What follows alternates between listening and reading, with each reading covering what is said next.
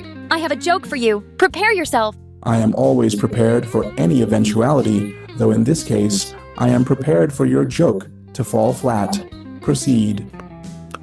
Why did the historian bring a ladder to Black History Month?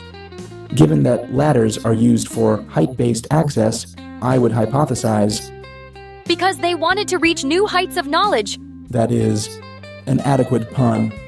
Adequate? Vort, that joke was structurally sound and thematically relevant. A perfect blend of wit and wisdom. I assume this is your segue into discussing the history of Black History Month.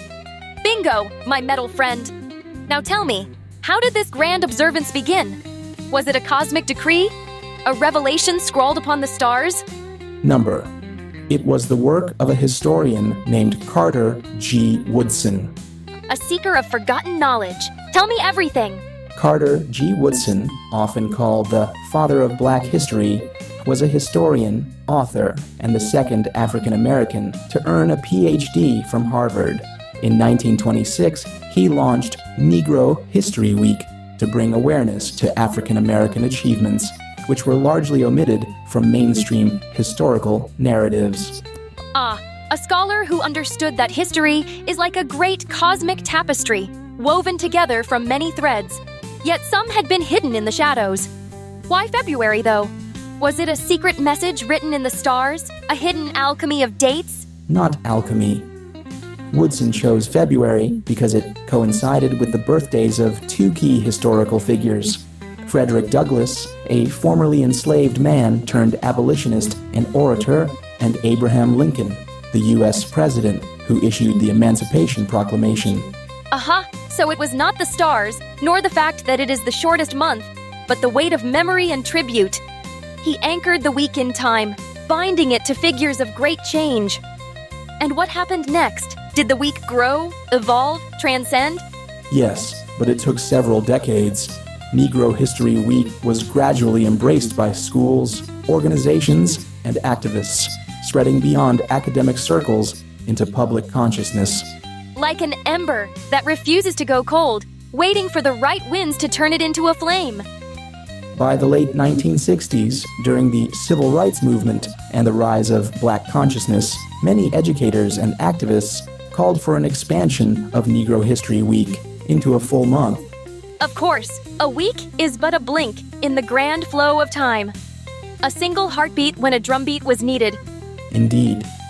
In 1976, as part of the United States bicentennial, President Gerald Ford officially recognized Black History Month, urging Americans to seize the opportunity to honor the too often neglected accomplishments of Black Americans in every area of endeavor throughout our history. And thus, the ember became an inferno. A month dedicated to revelation, to remembrance, to restitching the missing pieces of the narrative. Since then, Black History Month has been observed annually, not just in the United States, but also in Canada, the United Kingdom, and other nations. Tell me, does it have a theme, a guiding star each year? Or is it a free cosmos of remembrance? It does, in fact, have a theme. Each year, the Association for the Study of African American Life and History, ASALH, the organization founded by Woodson, chooses a theme to highlight specific aspects of Black history and culture. What kind of themes have graced this observance? They have ranged from Black health and wellness to African Americans and the arts, each designed to encourage focused reflection and education. Beautiful, like choosing a different constellation to navigate by each year. You mentioned other nations. Does this observance travel beyond the United States? Yes. In Canada, Black History Month was officially recognized in 1995. In the United Kingdom, it has been celebrated since 1987, though it occurs in October rather than February. Other nations, such as Ireland and Germany, have also begun their own observances. A movement rippling outward, touching shores unknown. Does it face resistance? Vort? Do the shadows still try to swallow the light? At times, yes. There are ongoing debates about whether Black history should be confined to one month or fully integrated into historical education year-round. Others argue that the focus on history should not overshadow present-day systemic issues. Then there is a different type of controversy. So, Vort, tell me, what possible controversy could exist around a month dedicated to honoring a history that was deliberately erased, buried, and ignored for centuries? I am talking about when someone inevitably says, "But why isn't there a White History Month?" An unsound argument, I believe you'll find. Precisely. History, as it is commonly taught, is already dominated by white narratives. If one requires proof, they need only look at how often figures like Harriet Tubman, Benjamin Banneker, or Claudette Colvin are omitted from standard curriculums, while we cycle through the same handful of European monarchs over and over again. Indeed, Black History Month exists not because Black history is separate, but because it has been systematically excluded from the mainstream historical record. Its existence is a corrective measure, ensuring that Black contributions to society, science, art, and culture are given the recognition they deserve. And yet, some still insist that recognizing Black history for a single month is divisive, as if acknowledging reality is some kind of cosmic heresy. Some critics argue that Black history should not be confined to a single month, but integrated into education year-round.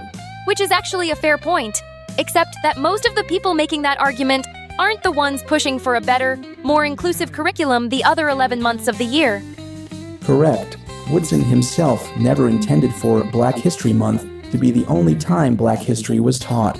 He envisioned it as a gateway, an opening for more comprehensive inclusion.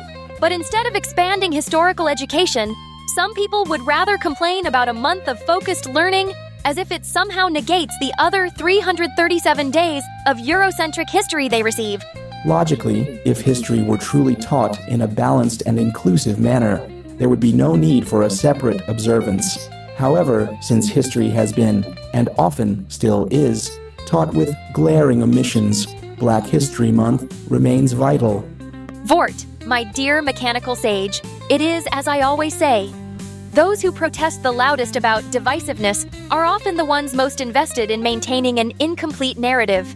A perceptive observation, and one supported by historical patterns. So, the conclusion, Black History Month is necessary until it is no longer necessary, and that day will only come when history is told in full, without erasure or bias. A reasonable summation. Until then, shining a light on the untold stories must continue, both within this month and beyond. And if anyone still insists on a White History Month, we shall simply remind them that it has been running uninterrupted for centuries. Efficiently stated. Ah, the eternal struggle between remembrance and action, past and future. The dance of history. Here is a quote from Carter G. Woodson himself that I believe sums up the importance of the observance well. Those who have no record of what their forebears have accomplished lose the inspiration which comes from the teaching of biography and history. A powerful truth. To know where we have been is to better see where we are going. Come, Vort, let us continue our quest for knowledge.